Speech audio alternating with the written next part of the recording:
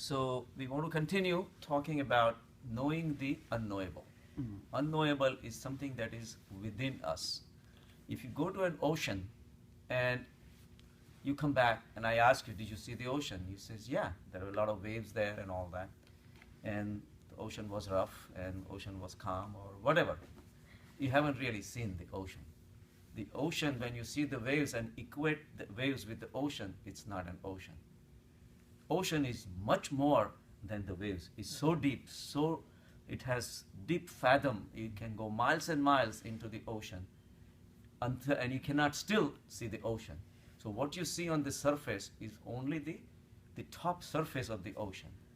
Ocean is in the waves, but what you see are the waves. It's just one of the manifestation of the ocean. So knowledge that we gather of all this, including billions of galaxies and billions of people and politicians and religions and all these things are very superficial talk compared to infinite Paramatma that exists beneath every single thing, every single person, every single object, every single situation is operated and has come into existence because of the ocean of infinite consciousness. So when you see the world, you come into the world, live in this world, and leave the world thinking that you have lived your life. You have not done anything.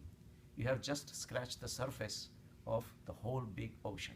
So knowing the unknowable, it's our very unique opportunity that's been given to us as a human being, and we should take that our birthright as a human being to enjoy and know the real true depth of the ocean, and that's the knowing the unknowable. And that journey has to be taken individually. It cannot be taken en masse. You cannot have 5,000 people sitting together and all of a sudden they all reach to the ocean. It's just not possible. That's why, because ocean is within us. We are the wave. I may be taller than you, I may be shorter than you, I may be looking different than you, but ocean is going continuously within us. And until we take the inward journey, it's not going to be possible. Yes, we will accumulate such and such amount of money, we'll big mansions, and we'll have love affairs, we'll have love this guy, whatever, all these things crossing out at the end equates to zero if you did not go into the depth and your opportunity is missed. So to do that, what do we do? Unfortunately, the level that we are at, we already spent our childhood, a lot of part of our adulthood, and now we're talking about all these things. But it did not have to be that way. We could have been introduced to the path where we can take the dips into the deepest ocean there is, to go into our own infinite consciousness. Unfortunately, that has not happened because the people who are assigned that job has been misleading us in the name of so-called religions. It's been, whenever we had a desire as a child to know our maker, to know the secrets of the life, we had curiosities. I had a curiosity. What if I reach to the edge of the universe? What's after that?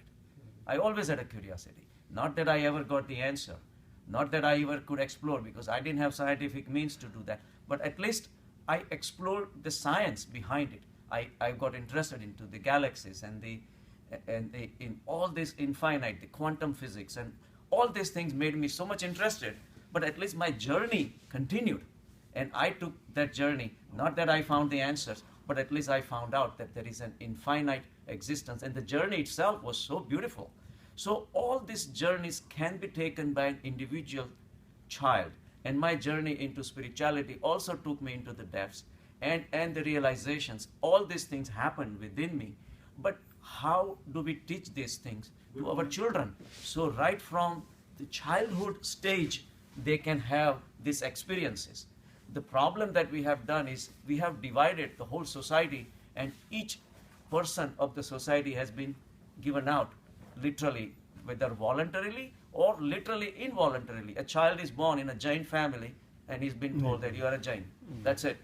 So that reminds me of a story. Once a fakir goes to sleep and he has a dream that in his dream he reaches the to the God city, whatever it is, but a city where God lives. And all of a sudden, he sees a lot of processions going on. A lot of people were passing, they were celebrating and everything. So he asked somebody, he says, what's going on? So they say, it's God's birthday today. So there is a celebration. All of a sudden, there is a big figure is coming in, and he sees Ram. He could recognize Ram. Ram is really decorated, wearing beautiful, nice, shiny clothes, has a lot of ornaments and earrings and everything, and there are thousands of people following Ram. And the whole procession passes, and all of a sudden Jesus Christ comes in, and same thing, he's decorated, his church, his cross has been put up right behind him, and he's really decorated very nicely, and there are millions of people walking behind, every single priest wearing a nice rich clothes and everything, and so that procession also goes, and then comes the Krishna, then comes the Mahavir, and then comes the Buddha. Everybody's going, and then everybody's idols have been decorated with tons of gold and flowers and everything.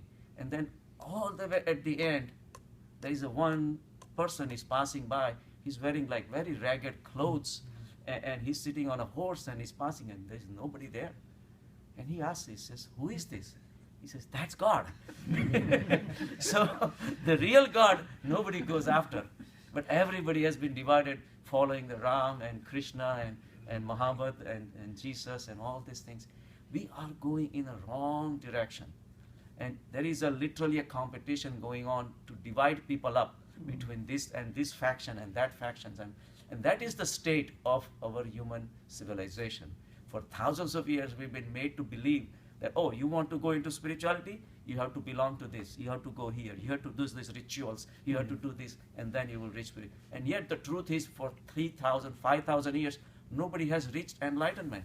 The last time it happened, 2,500 years back, Jesus Christ was there, Buddha was there, and Mahavir was there. After that, nobody has reached enlightenment. Nobody has reached to even close to that, to reach to the truth. And the reality is that none of those people who reached enlightenment, they followed anybody else. They had their own agenda. They went within. They went their own path, and they found the enlightenment within themselves. But instead of telling our children to do that, we're breaking them up and forcing them into different rituals. Yeah. The temples exist outside. The rituals exist outside. Their decorations of their gods exist outside. The money that flows, billions of dollars, it's all outside. Their bank accounts are outside. Everything is outside, but the God is within. Yeah. And nobody goes there because there is no money there. There is no fame there. There is no interactions. There is no, I cannot force you to be. No longer, nothing like that. So all these things, there is no feasting there. There is nothing there. No. So Mahaprasad, प्रसाद लेके जाना. सबको पता है God अंदर है, लेकिन सब बाहर क्यों जाते हैं? वही तो है ना. But people go. None of those things will exist if the people who are going there exist. If everybody stops going there, all these temples will come to your door. Yeah. Hey, Lakshman Bhai, come on. Lakshman Bhai goes there. That's why it exists. Now you got your answer. लेकिन हम लोग के माँ बाप ने सिखाया है, क्या करें? That's the problem. ना? That's why you are here. That's why you are here. How do we set up a system where the children are taught to go within? The temple, the only temple that exists of Paramatma is within us. The temple that is made by Paramatma. तो आज का temple जाना खत्म, cancel कर. आज नहीं जाएंगे. Stick to what you said. God within है, टेंपल जाने की जरूरत नहीं है. शनिक बने बोले. So, right? कुल भाई गलत बोला. नहीं सच्ची बात है. लक्ष्मण को गलत बोलते. So the problem is the religions have been claiming that they can teach religion to the people. But with the idea of teaching religion, what we have been told is that division among people. As soon as I tell you I am a Jain, you are not. It creates a wall between you and me of the ideologies, along with that whatever goes with Jainism, whatever goes with Hinduism, whatever goes with Christianity. And creating these divisions themselves have created a problem. more murders and more anarchy and more genocides have been committed in the name of religions rather than compared to the people who are non-believers. If I pick a person, he says, well, I don't know whether should I belong to this. I'm turned off with all this. He's better. He is a better person than somebody who is blindly following what their parents have been told, what their teachers have been told, what the priests have been telling them, that do this, and do this. And blindly they're accepting it as if there is nothing else that exists. And that the people, this kind of people, have created more problems in the society than the people who are non-believers. I would rather be a non-believer than a blind believer. A believer, to be a believer is good only if you had the proof. If you had the proof and you believe it, fine. And believe me, when you have the proof, you will not be a Jain, you will not be a Muslim, you will not be a Christian. Because those are all superficial waves. These are not the depth of the ocean. Once you go into the depth of the ocean, nothing exists. At that level, everybody is connected. The ocean within you is the same thing as ocean within me. At that level, I have no hatred. I have nothing but love for you. What religion will teach you the hatred? All religions say, oh, brotherly love, love each other, this and that. But when it comes to defending yourself, when they feel threatened, the swords come out and the fights come out. And all of a sudden, Islam khatre mein hai. Hinduism khatre mein hai. And now you have to defend your religion. First, you were worshipping your God, thinking that God will protect me. Now you have to protect your own God. Now what kind of God is that? When you had the religions that exist today are nothing but beliefs. Beliefs that have been thrown to you. And beliefs are beliefs. Beliefs can change overnight. All your beliefs. Yesterday I had talked with Sushma. I said, I don't think this is good. So, like they had declared now they have all the gay marriages have been acceptable, right? They declared the Supreme Court across all the states. Now they are getting the federal subsidies and everything. He says, I don't think I agree. I said, well, 15 years, 20 years down the road, it will be like a normal thing. Everybody will be accepting. I said, would you call Yudhishthir Yuga Purush or Mahatma? He says, yes, I would. I said, what kind of person will put his own wife in a gambling bid? Right. He put Draupadi for sale, literally. But we still worship him because he was one of the Pandavas. So, but 2,500 years it took, our beliefs change. Belief can change. Beliefs are staying at the mind level. Mind is not powerful. Mind creates the beliefs. Beliefs are illusions. Belief is literally like prostitute. It can be with you today. It can be with somebody else tomorrow. Same belief can be used by anybody. Belief is an idea. If I am a Jain, I can take a sword. And Jains are supposed to be non-violent, but to defend non-violent, I might have to be violent. Right. And how weird is that? If somebody tells me, and literally people threaten you, say, oh, Jainism philosophy is this and that, all of a sudden I get insulted. And all of a sudden I can pick up a big fight. And the fight itself is violence. But then I don't realize that what a stupid thing I'm doing. Jainism. Right? So even non-violence can be a cause of violence. A lot of Buddha monasteries have been destroyed. Hindus literally decimated the Buddhism from this country. That's why Buddhism could not spread. Even though Buddha was our own son, Buddhism could not spread. A lot of Buddhist monks, when monasteries were destroyed in the name of religions, Buddhists had to vacate India and leave. And they put it in there, there was a debate and this and that, they lost, so they had to leave. There's nothing like that. Even today, there was in the news in Sri Lanka, the Buddhist monks destroyed the churches and the mosque and the Hindu temples. It's always been going on. Why did the Jains are so few numbers? Because Mahavir was a great enlightened person. How come he had such a tremendous power and yet Jainism could not become? But because a lot of Jain monks were killed and burnt alive by the Hindus. All these fights have been going on. Christianity says brotherly love. Nobody has created more murders in this world than Christians. Its maximum numbers have been killed by the Christians. And all the medieval ages, the history has been loaded with the Christians attacking Muslims. And talk about the weird thing. Jews, Muslims and Christians are their cousins. They came from one father, Abraham, and yet they fight. So the fight is built into us, religion or no religion. So so-called religions are nothing but a way of creating identity. And by me calling myself Jain or a Hindu or a Christian, I am creating an identity. Identity is a belief, and belief is nothing but illusion. As if you are creating a flower out of space. And I'm carrying that illusion that I have this flower in my hand and I want to fight with your flower because your flower is this color and my flower is that color. It really does not exist. It exists only in your imagination. And based on this imagination, we will kill people.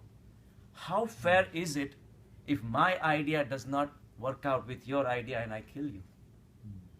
How fair is that? So religions, they teach you by creating identities, they create compartments within the human beings, between you and somebody else, within you and your neighbor. Go back in 1940s, the Jews were decimated by Hitler. If you lived in Berlin at that time, by repeated continuous bombarding from the Hitler and his talks, you started believing that Jews were inferior race. What kind of humanity is that? Your next door neighbor, who had been your neighbor for 30, 40 generations, all of a sudden he disappears and you don't even raise a voice. He says he disappeared because he was a Jew, and you believe it. It was an inferior race. And talk about inferiority. The DNA testing has shown that Hitler himself had two descending traces, Jew and African.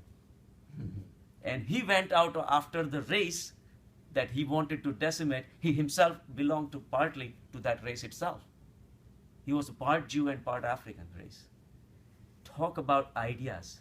Talk about fake beliefs. So beliefs are nothing. Beliefs creating all this unnecessary. And yet, when our children are born, we poison them with their ideas, these ideas. And yet these ideas have created nothing but commotions and murders. We have seen all these things. We grew up all these things. I have gone through riots, Hindus and Muslims and all that. I have seen that. And yet, if I do the same mistake again on my children, I am doing more injustice to my children than help. If I say that, okay, my belief in such and such religion has created, I have seen nothing but hatred, killings, murders, all these things. I don't think I'm on the right track. Why don't you find your own track?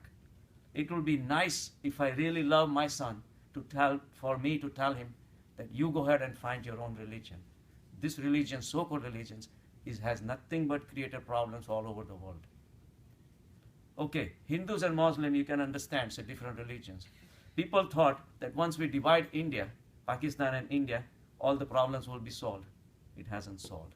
Now we have Hindu state, so-called. The word Hindu was given to us by somebody else because there was an Indus Valley and all the invaders came, the Aryans came from there, and the people who were on the other side of the Indus Valley, all they said was that people on the other side will be called Indus or Hindu.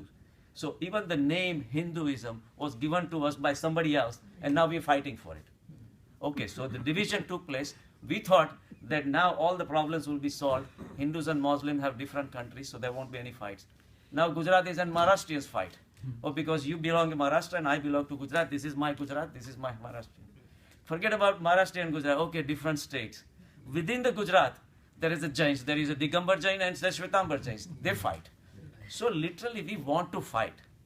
It doesn't matter religion or no religion. Fight is within us. So go deeper within you. Why there is such a tendency to fight?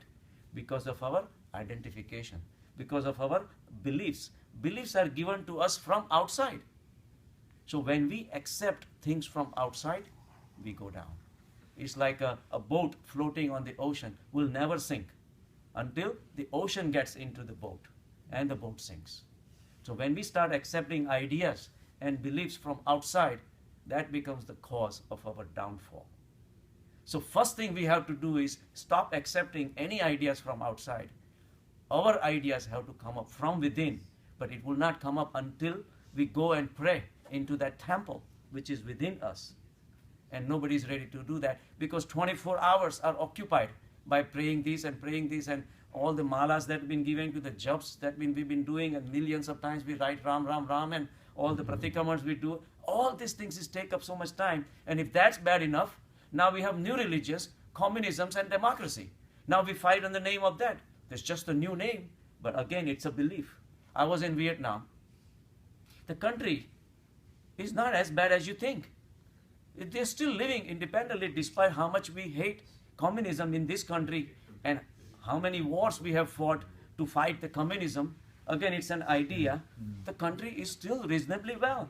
People are nice, people are religious, and it's a well-organized society. Granted, it may not have all the sophistications of USA, but it's still there existing, 93 million people. Was it a Muslim country or Hindu? No, they follow Buddhism more or less. Yeah, but that doesn't matter. Now we're talking about different beliefs based on communism and democracy. Now, I attended one of the medical meeting, and our representative, she had visited Vietnam way before, right? And she was going on one of the local tours, and over there they were playing national anthem for Vietnam. Now, I mean, it's their country. You are in their country. Good morning. Now, if you are in their country, and if they are playing to that, if everybody stands up, You stand up too. you stand up too. But she didn't. She says, I would never do that because I am an American. I believe in democracy. I'm not going to get up in the front of this communist country. Now, talk about ideologies, right? How stupid it is. Inside, we are all connected. But all these religions are not bad as it is. On top of that, we have added more and more beliefs into our heads by calling ourselves communist and democratic and this and that. So it looks like man wants to hang on to something. All these illusory natures that has been created, we want to create. Not only want to create, we want to hold on to it. Now we want justifications, we want authentications, and if I want that, all I have to do is call my friend. Okay, you going to the same temple? Let's go. And then we believe that that thing exists.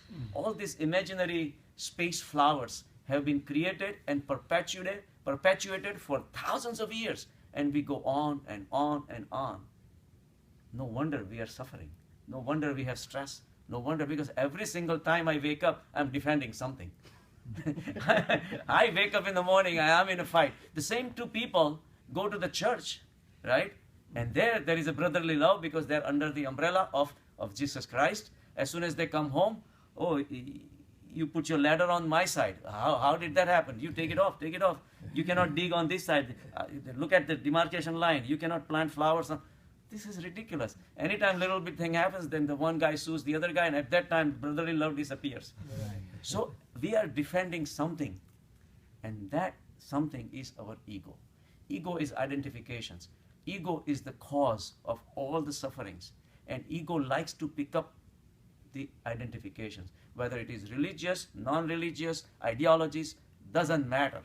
So so-called religions are nothing but ideologies that has been forced onto us since the time we were born. And it is time now we have to get above all these things and remove all this identification. And because it's never there. If it is never there, then who really we are? That's where we need to take the inward journey.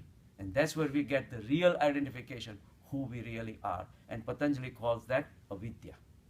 Avidya means ignorance. Our ignorance is that we identify ourselves with everything else around us. We identify ourselves with our body. We identify ourselves with our mind. And then once we identify, we live with it. And we've been doing it for thousands and thousands of generations. Thousands of lives we have lost because of this identification. It's time now to realize the truth. And the truth exists within us. So this identification creates the illusory existence of illusory ego. Fake things needs defense. Real things never needs a defense. Truth is always truth, no matter what. Whether you fight for it, die for it, whatever, it doesn't matter. it always stays. The truth always exists. It does not need any defense. It does not need any fighting for, because it is simple. But whatever is fake needs a defense. That's why we have to stop creating all this identification. So avidya is the ignorance. And ignorance, in a traditional sense, you can say lack of knowledge. But knowledge is something that can be exchanged. If you don't know something, you can know something. If I don't know something, you can teach me, and I becomes also knowledgeable in that particular field. But that's not what we're talking about.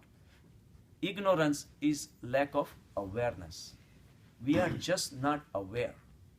If we analyze all our day-to-day life, all we need is a tool of awareness.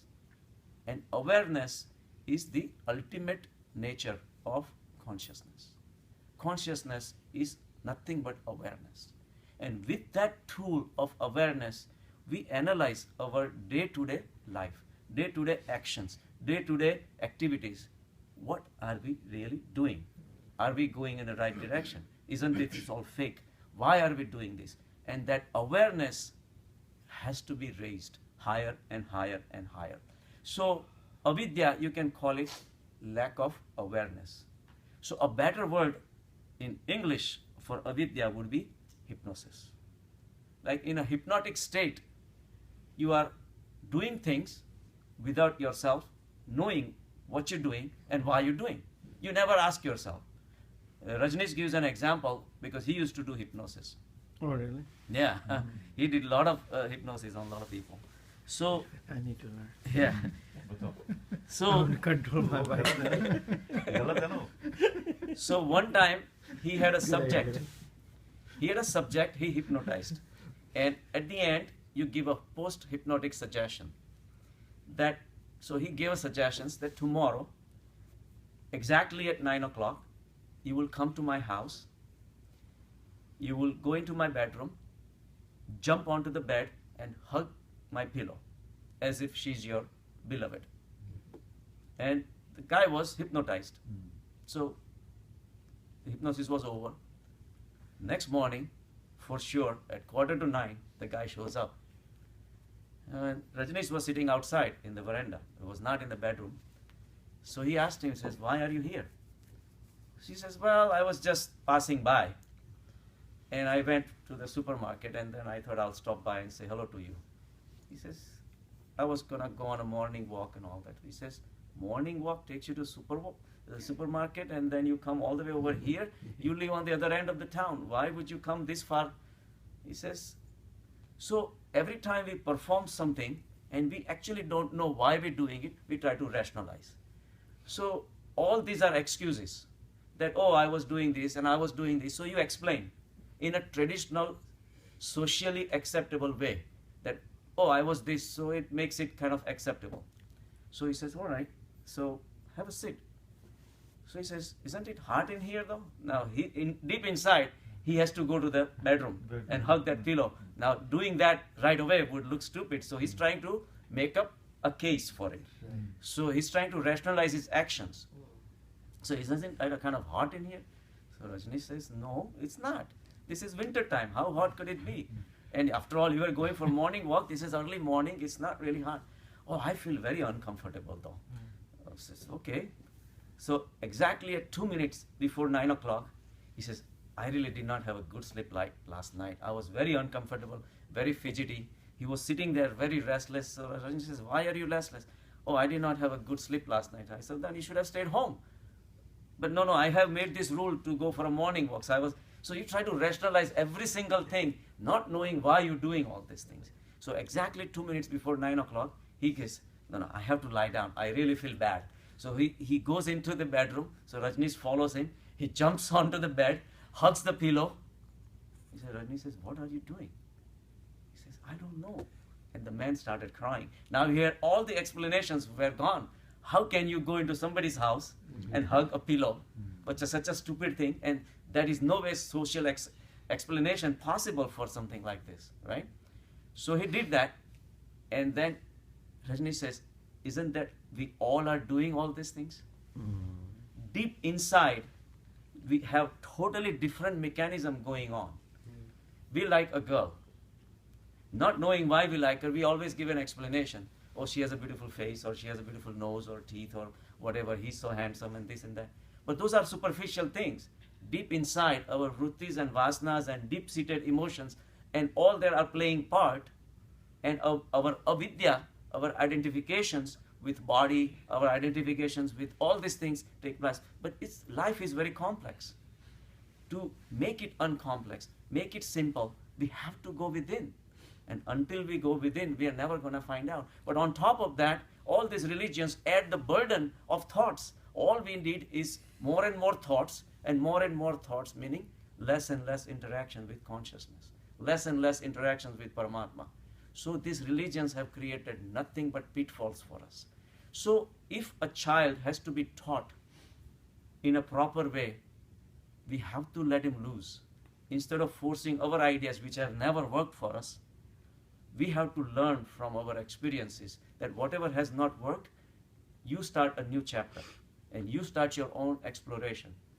Then only things can happen. Then only revolution can happen in the society. Instead of our holding on to our beliefs, we pass it on to our children on top of that, because we don't want to be left alone. Why? We are only the one who should suffer. Children should suffer along with us. I have one question. Can we go within in temples? You can go anywhere. If you go within, you don't have to be at temples. No. Going within is going within. Can we go in temple and go within? If there is nobody else and there is no langar, yes, you go. Why? If you're going there to meet people and if you're going to eat langar, then there is no purpose. No, why I'm telling you go to temple, the reason. Because there's a good nice atmosphere. Agreed. Yeah. Minus the people and minus the food, then it's fine. Do that. वो तो होएगा नहीं. Hoega, go in the weekdays, there is nobody there, nothing there, and you go and sit there. That's what I say. All we need is meditation places, non-sectarial, without any religious or anything, just quiet meditation places. Fine. I go to the hospital to make rounds. I stop by. We have interfaith chapel. I go there and sit there for 10-15 minutes. It just refreshes me so well.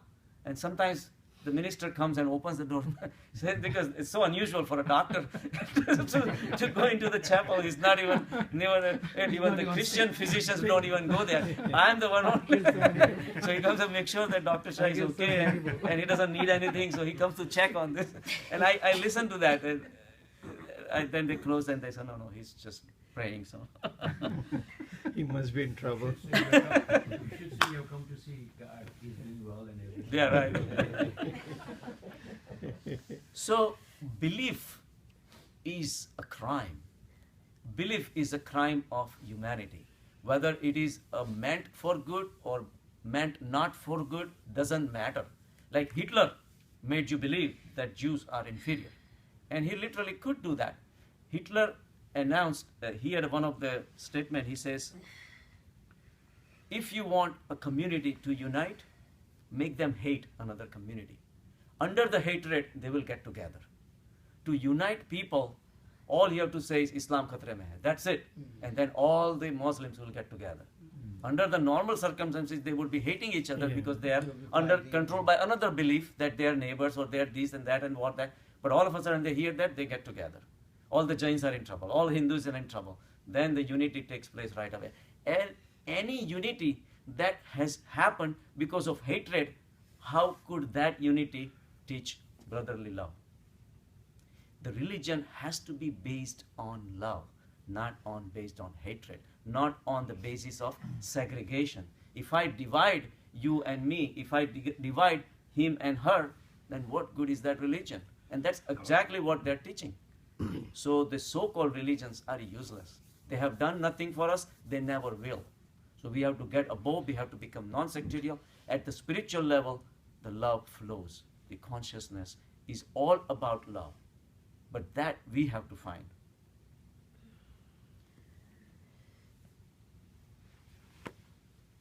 So 3,000 years of human history has seen 15,000 wars. 5 wars every year. This is statistical data. Statistically, only 300 years have existed in the human history when there was no war. And that also not at one time. 1 year here and 1 year here and 2 years there. Adding up 300 years, in 3,000 years. And that also was the time they were preparing for the war. That's why there was no war. So either we are in war or we are preparing for war. What is the stupidity happened to the humans? Millions of people are being decimated in the name of religion or something. We have enough weapons to kill the same person 10,000 times. Yes, absolutely. So, like I said, the Hitler himself was a descendant of a Jew and African origin, and yet he went out to decimate, not knowing the DNAs were not around at that time. He went out to decimate Jews. He said once that I have not been born to perceive the goodness. He himself said that, perceive the goodness of humankind. I have been born to take advantage of the weaknesses of a human beings. This is what he said. Oh, really? And he did. So come out of these ideologies. You don't have to defend your Ganesh or Shiv or Mahavir or Buddha. There is nothing to defend. What you are defending is your Ego. own ideologies, your own egos, your own beliefs, which is nothing but fake illusory existence. So go within in meditation, you find the reality. Now, if telling each other and talking to each other about the fake illusory egos does not do anything, but that's another ideology that you maybe get sucked into. And then you go and tell somebody, oh yeah, ego is fake. But that you have to realize. And the realization happens only when you see the awareness, the awareness which is so thousands of times brighter than even our day-to-day sun that you see. And when you see the reality that you come face to face, then everything else, then you realize that my ideas, my beliefs are all nothing, but they are just so weak, so fake, and has no basis. And when you see that, the ideologies start dropping. Because the same way you don't have ideologies, people who are walking around with ideologies, you feel sorry for them. But you see the same ocean of consciousness is waving behind you and behind them also. At that level, you see them, you bypass their ideologies and you still love them. That's the only time the union can take place. And that's the only true religion that can exist, that can salvage the humankind. So they say, if you want people to unite, you make them hate other community, and you make them believe that they are inferior, then you can control them. Like Britishers, they made the Indians feel that they are inferior people. So once you believe, then it's easy. He says killing can take place better if the motto is good. Like jihadis, you make them believe that dying is good for Islam, and you will go into heaven. So if the motto is good, then it's good. Then it's very good to make them do sinful acts. So when you are a believer, all your energy, the consciousness that has given you all the energy, gets channelized into one direction.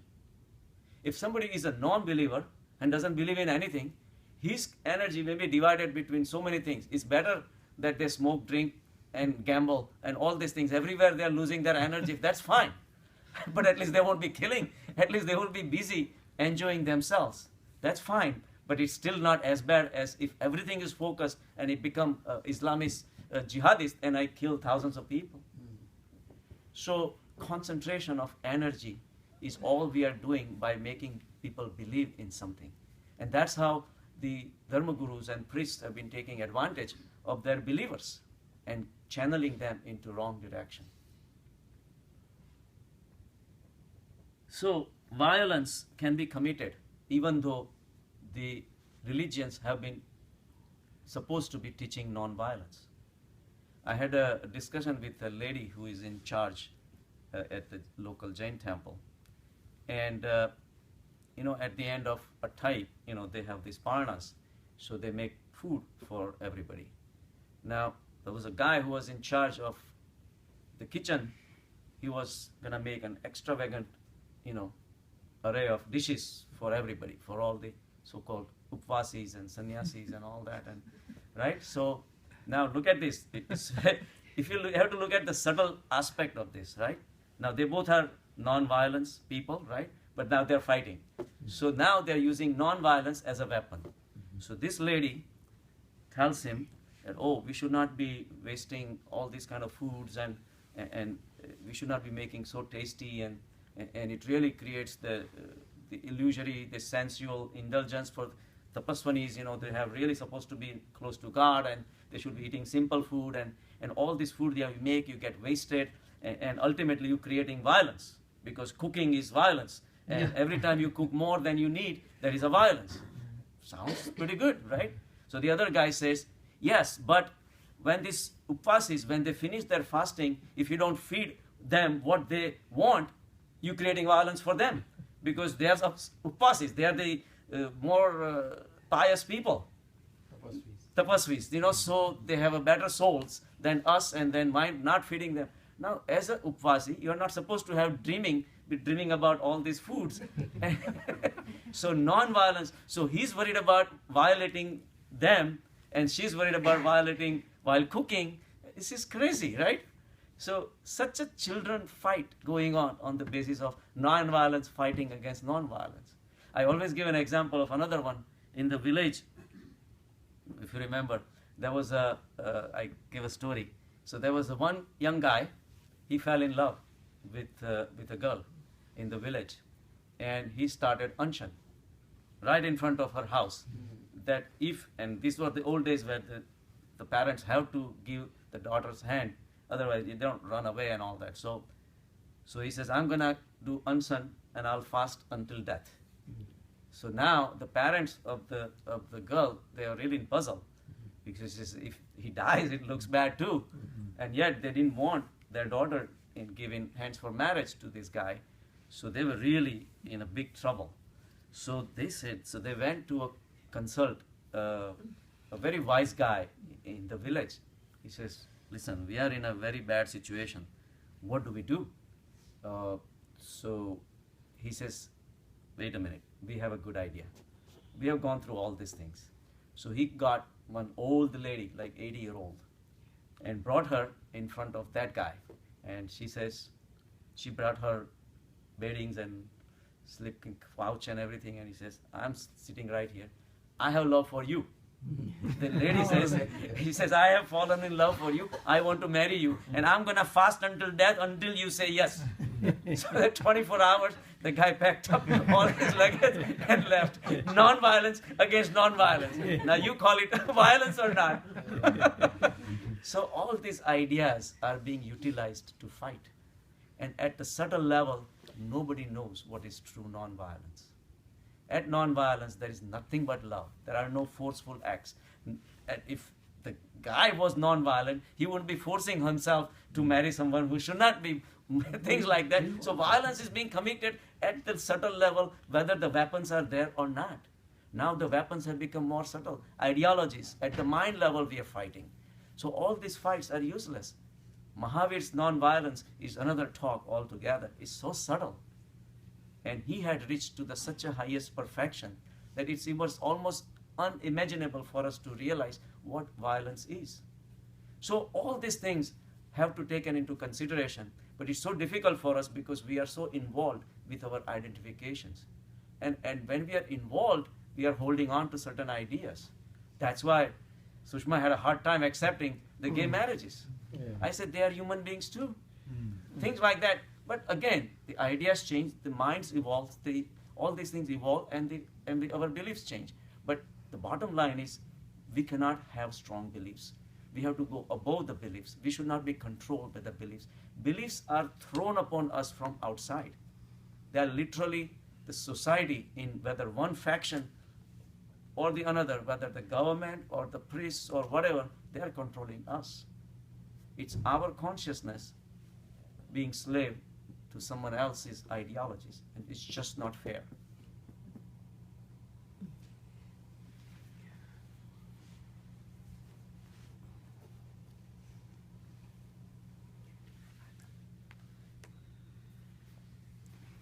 So now look at the irony. of the whole thing. I was in Israel last April. Israel is created because the Jews were extradited from all different countries. The World War happened, and then finally they were given their own state. Now there is a religion called Baha'i religion. Is anybody familiar with the Baha'i religion? It's a beautiful religion, really. I read up on it. It's really nice religion, and they again believe in all the universalism and love for all and everything. It originated from there. So there is a big Baha'i temple. It's a beautiful temple. We could not go into the temple, but it's very nicely manicured lawns, beautiful gardens outside. It's a really huge thing. But anybody living in Israel cannot practice anything else other than Jewish religion. So Baha'i people, they can live in Israel. Now the state which was created because of hatred for Jewish religion hates everything else. Now you talk about it, fairness, right? The Baha'i people can come, they can take care of their lawns and gardens and temples and all that, but they cannot live there to practice Baha'i. They have to go outside. So a lot of Baha'i people have traveled all over to practice their own religion. Talk about it. It is illegal. It is in their constitution that they cannot practice. If they are found to practice Baha'i, they are behind bars in Israel. People don't change. People don't want to change. People want to hold on to their ideas. The true freedom has never happened in thousands of years. No matter how free we are in America, we are still not free. The freedom to choose is what America taught us, but freedom from the choices has not happened yet. That ultimate freedom only spirituality can give you.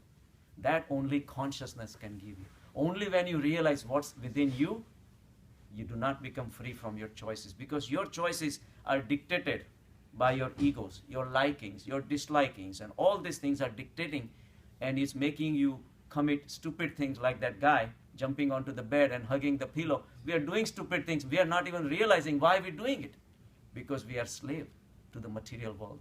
Only time we realize the spiritual world, we don't have freedom from material world.